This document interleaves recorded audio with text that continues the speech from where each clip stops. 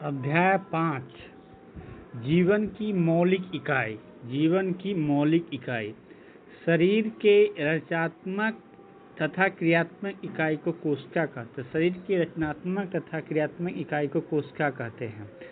कोशिका के मूलभूत इकाई को कोशिका कहते हैं। कोशिका के शरीर के मूलभूत इकाई को कोशिका कहते हैं। शरीर के मूलभूत इकाई को कोशिका कहते हैं।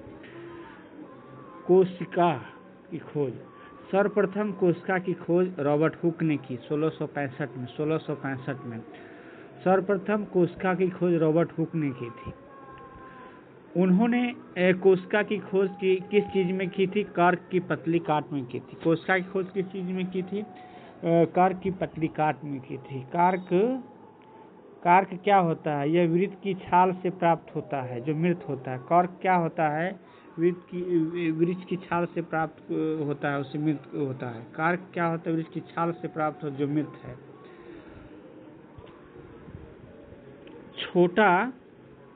छोटा कमरा जीवित कोशिका शब्द का अर्थ क्या होता है? छोटा कमरा। कोशिका शब्द का अर्थ क्या होता है? छोटा कमरा। कोशिका शब्द का क्या अर्थ होता है? छोटा कमरा। जीवित कोशिका की खोज किसने की थी? जीवित कोशिका की खोज लवन हुक ने की 1674 में। सजीव किससे बना होता है? सजीव किससे बने होते हैं? क्वेश्चन 1, एक कोशिका से बने जीव को क्या कहते हैं? एक कोश की। एक कोशिका से बने जीव को क्या कहते हैं? एक कोश की।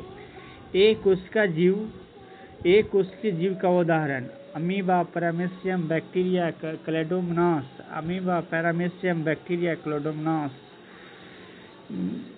वैसा जीव जो एक से अधिक कोशिका से मिले उसे बहुकोशिकीय कहते हैं। बहुकोशीय जीव के उदाहरण फंजाई, पादप, जंतु। इसे भी जाने। केंद्रा की खोज रॉबर्ट ब्राउन ने 1831 में। जीव द्रव्य का खोज जेई पुरकिंजे ने 1839 में। जेई पुरकिंजे ने। कोशिका के सिद्धांत एम स्लाडन टी स्वान ने। कोशिका के सिद्धांत को आगे बढ़ाया था। कोशिका के सिद्धांत को आगे बढ़ाया था विर्चो ने। कोशिका के सिद्धांत को आगे बढ़ाया था विर्चो ने। कोशिका सिद्धांत क्या है? कोशिका सिद्धांत क्या है? सभी पौधे तथा जंतु कोशिका से बने। कोशिका सिद्धांत क्या है? सभी पौधे तथा जंतु कोशिका से बने हैं। सभी कोशिकाएं पूर्ववर्ती कोशिका से बनी हैं। कोशिका सिद्धांत क्या है? सभी पौधे तथा जंतु कोशिका से बने हैं। सभी कोशिकाएं पूर्ववर्ती कोशिका से बनती है। मानव शरीर की सबसे लंबी कोशिका न्यूरॉन। कोशिका किससे बनी होती है? कोशिका में पाए जाने वाले विशिष्ट घटकों को क्या कहते हैं? कोशिकांग कहते हैं। कोशिका में पाए जाने विशिष्ट घटकों को क्या कहते हैं? कोशिकांग कहते हैं। कोशिका में पाए जाने विशिष्ट घटकों को क्या बोलते हैं? कोशिकांग कहते हैं। कोशिका के कितने मुख्य भाग होते हैं? 3 भाग होते हैं। कोशिका के 3 भाग होते हैं। कोशिका के 3 भाग होते हैं। कोशिका के मुख्य 3 भाग कौन कौन है? प्लाज्मा, झिल्ली, केंद्रक, कोशिका द्रव। कोशिका के 3 भाग प्लाज्मा, झिल्ली, केंद्रक, कोशिका द्रव। प्लाज्मा, झिल्ली, केंद्रक, कोशिका द्रव। प्लाज्मा झिल्ली तथा कोशिका झिल्ली। प्लाज्मा झिल्ली अथवा कोशिका झिल्ली। प्लाज्मा झिल्ली को ही कोशिका झिल्ली बोलते हैं। कोशिका की सबसे बाहरी परत को प्लाज्मा झिल्ली, बाहरी परत को प्लाज्मा झिल्ली कैसी होती है? वर्णनात्मक परागरम झिल्ली होती है। वर्णनात्मक परागरम में झिल्ली होती है। इसमें वर्णनात्मक पराग झिल्ली ही क्यों कहते हैं? क्योंकि यह कुछ पदार्थों को कोशिका के अंदर बाहर जाने देती है परंतु अन्य पदार्थों की गति को रोकती है। कोशिका में CO2 O2 का कैसे आर पार होते हैं? विसरण प्रक्रिया द्वारा। कोशिका में CO और O2 का आर पार कैसे होता है? विसरण द्वारा होता है। विसरण द्वारा। पदार्थों की गति उच्च सांद्रता से निम्न सांद्रता को क्या और होती है? उसे क्या बोलते हैं? उसे विसरण बोलते हैं।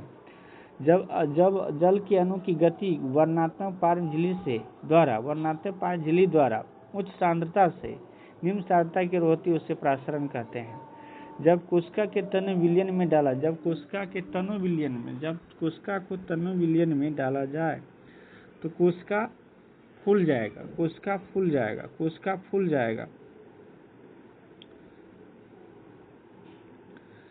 जब कोशिका को ज़्यादा सांद्रता वाले घोल में डाला जाएगा, जब कोशिका को ज़्यादा सांद्रता वाले घोल में डाला तो यह विलयन की अति प्रसारणी दाब कहलाता है, जिसे कोशिका सिकुड़ जाएगा या संकुचन हो जाएगा। अंडे के कवच को हटाकर जल में रखने पर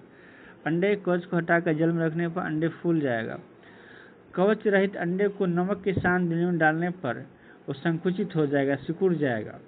पौधे का जड़ जल से कैसे अवशोषित करता है? प्रसरण द्वारा। कोशिका में गैस का विनिमय होता है विसरण द्वारा। प्लाज्मा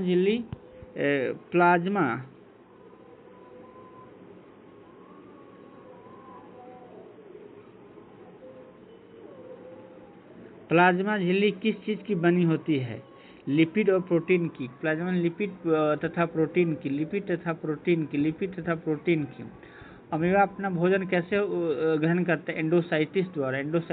अमीबा अपना भोजन कैसे भोजन करता है? एंडोसाइटिस द्वारा। कोशिका भित्ति। कोशिका के सबसे बाहरी परत को कोशिका भित्ति कहते हैं। पादप कोशिका के सबसे बाहरी परत को है। प्लाज्मा झिल्ली के बाहर एक परत था जिसे हम कोशिका भित्ति कहते हैं। पादप कोशिका की भित्ति किस चीज की बनी होती है? सेलुलोज क्या करता है? सेलुलोज पादप को दृढ़ता प्रदान करता है। पादप कोशिका को अंतर प्रसारणी दाबी विलयन अति प्रसारण दाबी विलयन में डालने पर इसकी आंतरिक पदार्थ संकुचित हो जाती है। इसे क्या कहते हैं? इसे जीव संकुचन बोलते हैं, इसे जीव कुंचन बोलते हैं। पादप कोशिका के अति प्रसारणी दाबी विलयन में डालने पर इसकी आंतरिक परत संकुचित हो जाती है, इसे जीव द्रव कहते हैं। प्रसारण द्वारा जल का अवशोषण कोशिका में होता है, जीवित कोशिका में। प्रसारण द्वारा जल का अवशोषण किस कोशिका में होता है? जीवित कोशिका में होता है। पादप कोशिका परिवर्तनीय माध्यम से कैसे आसानी से सहन कर पाती है? कोशिका भित्ति कारण। पादप कोशिका परिवर्तनीय माध्यम से कैसे आसानी से कोशिका भित्ति के कारण। कोशिका को रंगने के लिए किसका उपयोग होता है? आयोडीन विलयन। कोशिका को रंगने के लिए किस उपयोग? आयोडीन की विलयन, सैफराइन का, मेथिलीन ब्लू का। कोशिका को रंगने के लिए किसका उपयोग किया? आयोडीन का विलयन, सेफ्राइनिन, मेथिलीन ब्लू। केंद्रक में कौन कौन से भाग होता है? केंद्रक में कौन कौन से भाग? केंद्रक झिल्ली, न्यूक्लियर पोर या छिद्र, कोशिका द्रव या न्यूक्लियोस। केंद्रक में कौन कौन से? केंद्रक झिल्ली, न्यूक्लियर पोर, छिद्र, कोशिका द्रव, न्यूक्लियोस। केंद्रक में धागनुमा उलझे हुए संरचना को क्रोमेटिन या मटेरियल कहते हैं। क्रोमेटिन मटेरियल कोशिका विभाजन के समय छायाकार दिखाई पड़ते हैं, उसे क्या बोलते हैं? क्रोमोसोम बोलते हैं। छायाकार क्रोमोटोमिन की मटेरियल की कोशिका विभाजन के समय छायाकार दिखाई पड़ते हैं, उसे क्रोमोसोम बोलते हैं। क्रोमोसोम किससे बना? डीएनए प्रोटीन का। क्रोमोसोम किससे बना? डीएनए प्रोटीन के। आनुवंशिक पदार्थ D ribo nucleic acid, deoxy ribo nucleic acid. DNA के क्रियात्मक खंड को जीन कहते हैं। डीएनए के क्रियात्मक खंड को जीन कहते हैं। क्रोमोसोम कौन बनता है? क्रोमोसोम कौन बनाता है? क्रोमेटिन पदार्थ। क्रोमोसोम कौन बनाता है? क्रोमेटिन पदार्थ। केंद्रक के दो कार्य क्या है? कोशिका विभाजन, कोशिका विकास तथा परिपक्व रासायनिक क्रियाओं का निर्देशन। बैक्टीरिया में केंद्रक उपस्थित नहीं होता है। बैक्टीरिया के केंद्रीय क्षेत्र में क्या होता है? केंद्रकाय। ऐसे जीव जिनके द्वारा कोशिका में केंद्रक झिल्ली नहीं होती है उसे प्रोकैरियोटिक बोलते हैं। जैसे बैक्टीरिया में केंद्रक झिल्ली नहीं होता है। जिन जीवों के होगी केंद्र झिल्ली उसे यूकैरियोटिक कहते हैं। प्रोकैरियोटिक यूकैरियोटिक में अंतर लिखिए। प्रोकैरियोटिक का आकार प्रायः 1 से 10 यूएम होता है, जहां 1 यूएम का मान 10 के पावर -6 होता है। इसमें केंद्रीय क्षेत्र बहुत कम स्पष्ट होता है क्योंकि केंद्रीय झिल्ली का अभाव होता है और उसे केंद्रकाय कहते हैं। केंद्रीय झिल्ली के अभाव को क्या बोलते हैं? केंद्रकाय। केंद्रीय झिल्ली के अभाव को केंद्रकाय बोलते हैं। प्रोकैरियोटिक में क्रोमोसोम एक होता है। प्रोकैरियोटिक में क्रोमोसोम एक होता है। झिल्ली युक्त कोशिकांग अंगक अनुपस्थित रहता है। झिल्ली युक्त प्रोकैरियोटिक में कोशिकांग झिल्ली युक्त कोशिकांग अनुपस्थित रहता है। यूकेरियोटिक में प्रायः इसका 5 से 100 यूएम होता है। केंद्रीय क्षेत्र में सुस्पष्ट चारों ओर से वे झिल्ली घिरा होता है, इसमें दिखता है। क्रोमोसोम एक से अधिक होता है। यूकेरियोटिक में एक से अधिक होता है। झिल्ली युक्त कोशिकांग अंग उपस्थित होता है। कोशिका द्रव, कोशिका की झिल्ली तथा केंद्र के बीच स्थित तरल पदार्थ, कोशिका झिल्ली तथा केंद्र के बीच स्थित तरल पदार्थ को कोशिका द्रव बोलते हैं। कोशिका जीव द्रव या प्रोटोप्लाज्म किसे कहते हैं? जिसको केंद्रक द्रव कोशिका द्रव, केंद्र द्रव को जीव द्रव, कोशिका द्रव, केंद्र द्रव को जीव द्रव। क्या प्रोकैरियोटिक कोशिका में झिल्ली युक्त होते हैं? नहीं। क्या यूकेरियोटिक झिल्ली युक्त होते हैं? हाँ।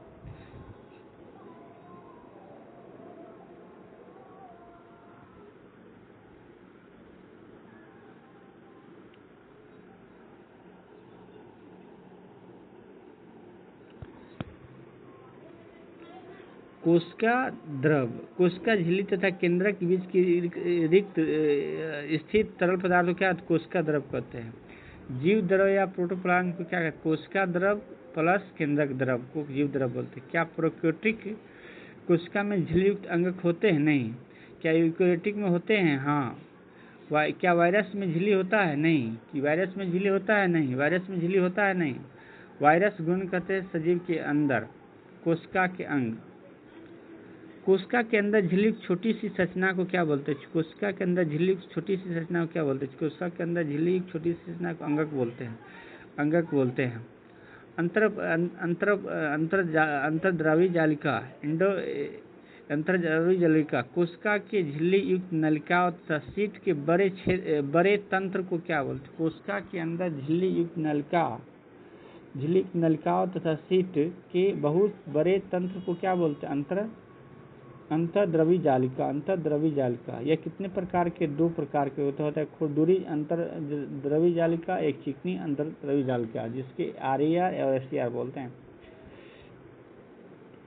खुरदुरी अंतर्जालिका को क्या बोलते हैं? राइबोसोम पर क्या होता है? प्रोटीन का संश्लेषण। SER क्या होता है? यह वसा लिपिड बनाने में मदद करता है।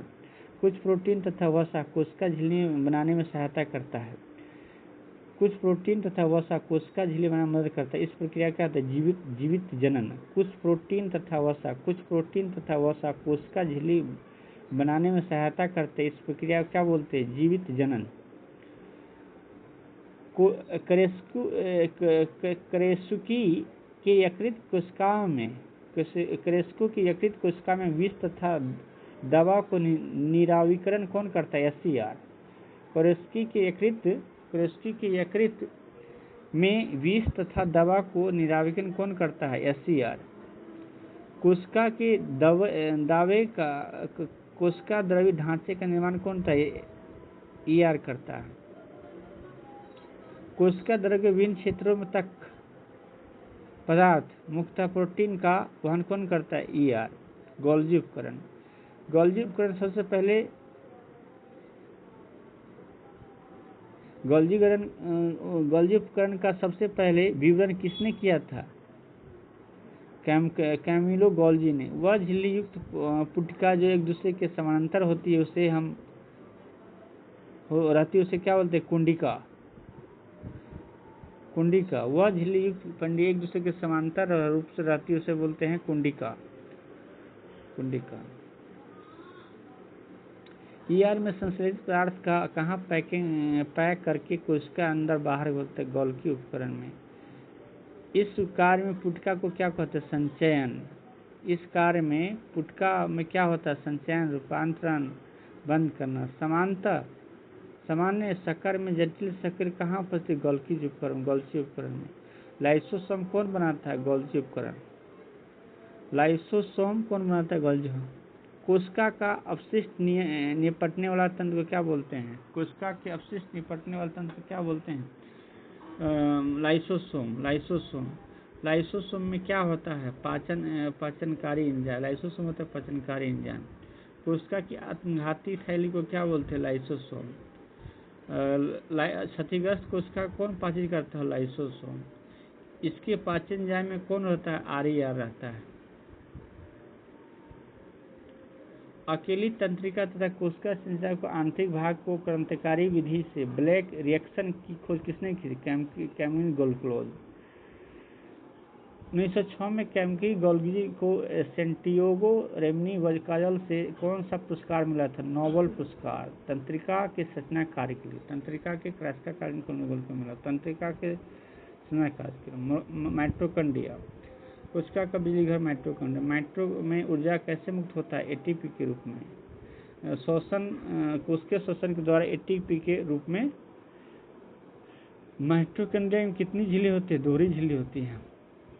भीतरी झिल्ली को क्या बोलते हैं? भीतरी झिल्ली कैसी होती है? वलित होती है। भीतरी झिल्ली कैसी होती है? भीतरी झिल्ली ATP, भीतरी झिल्ली में क्या होता है? ATP बनने वाली रासायनिक क्रिया। दो कोशिका के अंगक जिसमें DNA तथा राइबोसोम होता है, माइटोकॉन्ड्रिया, प्लास्टिड। प्लास्टिड किसमें पाया जाता है? सिर्फ पादप कोशिका। प्लास्टिड कितने प्रकार के? 2 प्रकार के होता है, chromoplast, leucoplast. Chromoplast, leucoplast. Chromoplast रंगीन, ल्यूकोप्लास्ट रंगहीन। जिस प्लास्टिड में क्लोरोफिल होता है उसे क्या बोलते हैं? क्लोरोप्लास्ट। जिस प्लास्टिड में क्लोरोफिल होता है क्लोरोप्लास्ट। प्रकाश संश्लेषण किसमें होता है? क्लोरोप्लास्ट में। क्लोरोप्लास्ट में कौन सा वर्णक होता है? क्लोरोफिल के अलावा पीला तथा नारंगी रंग वर्णक होता है। ल्यूकोप्लास्ट में क्या संचित रहता है? स्टार्च, तेल, प्रोटीन। ल्यूकोप्लास्ट में क्या संचित रहता है? स्टार्च, तेल, प्रोटीन। स्टार्च, तेल, प्रोटीन। स्टार्च, तेल, प्रोटीन। प्लास्टिड के भीतर बहुत सी झिल्ली, प्लास्टिड के भीतर बहुत सी झिल्ली वाली परतों को क्या बोलते हैं? प्लास्टिड के भीतर बहुत सी झिल्ली वाली को स्ट्रोमा। राजधानियाँ, ठोस अथवा तरल पदार्थ की संग्राहक थैली को, ठोस अथवा संग्राहक पदार्थ की संग्राहक थैली को क्या बोलते हैं? रसधनी। रसधनी, रसधनी किसमें पाई? पादप कोशिका में। पादप कोशिका में बड़ी। रसधनी पादप कोशिका में बड़ी होती है। रसधनी पादप कोशिका में बड़ी। सेल का 50 से 90% भाग। जंतु कोशिका में छोटी। पादप कोशिका में रसधनी क्या करती है? स्फीति तथा कठोरता प्रदान करता है। रसधनी में क्या भरा होता है? अमीनो अम्ल। रसधनी में क्या भरा होता है? अमीनो अम्ल, शर्करा, विभिन्न कार्बनिक अम्ल। रसधनी में क्या भरा होता है? राजधानी में क्या भरा होता है? अमीनो अम्ल, शर्करा, विभिन्न कार्बनिक अम्ल, प्रोटीन। अमीनो अम्ल, शर्करा, विभिन्न कार्बनिक अम्ल, प्रोटीन। अमीबा की खाद्य राजधानी को क्या बोलते हैं? खाद्य पदार्थ। पादप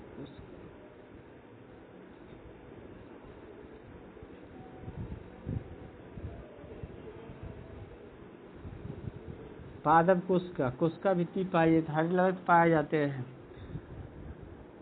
पादप कोशिका में सेंट्रोसोम अनुपस्थित। पादप कोशिका में सेंट्रोसोम अनुपस्थित। रिक्तियां बड़ी तथा संख्या में कम होती है। रिक्तियां बड़ी संख्या तथा कम होती है। केंद्रक परिधि की ओर होता है। जंतु कोशिका में सेंट्रोसोम उपस्थित होता है। रिक्तियां छोटी तथा अधिक होती है। अधिक जंतु कोशिका के केंद्र के मध्य में पाया जाता है। कोशिका विभाजन, नई कोशिका को बनने की कोशिका विभाजन कहते हैं। जीवधारी नई कोशिका बनाने के लिए मृत कोशिका पर भरपाई तथा युग बनाने के लिए क्या करते हैं? कोशिका विभाजन। कोशिका विभाजन कितने प्रकार के? 2 प्रकार के, समसूत्री विभाजन और स्वशी विभाजन। शरीर के सभी कोशिका युग्म छोड़कर गुणसूत्र या क्रोम की संख्या नई कोशिका समान होती है। क्रोमो संख्या में संतति कोशिका आधी हो जाती है। एक से 2 नए कोशिका बनती है। जिन कोशिका में विभाजन होता है क्या कहते हैं? मातृ कोशिका। जिन कोशिका में कोशिका विभाजन होता है मातृ कोशिका। जिन कोशिका में उसे मातृ कोशिका। जो कोशिका मातृ कोशिका विभाजन करते हैं उसे संतति कोशिका कहते हैं। जिन कोशिका मातृ विभाजन उसे संतति कोशिका कहते हैं। जीवों की वृद्धि तथा उत्तक में निर्माण में कौन सा कोशिका विभाजन होता है? समसूत्री विभाजन। प्रजनन के में कौन सा कोशिका विभाजन? सूत्री विभाजन।